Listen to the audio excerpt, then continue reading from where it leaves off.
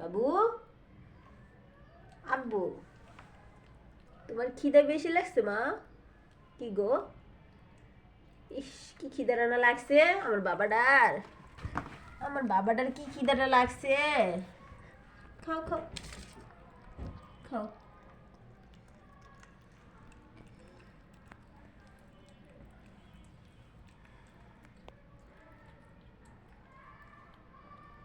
খা, পেটটা বইরা খা।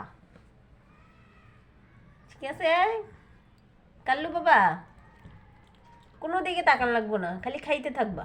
ঠিক আছে, তোমাদের জন্য তো আমি আসি শোনা। শুধু আমার জন্য একটু দোয়া করবা, আমার যাতে আল্লাহ সুস্থ রাখে। আমি অসুস্থ হয়ে পড়ে থাকলে তো করে কে খাওয়াইবো বাবা? আমি ছাড়া তো কেউ নাই।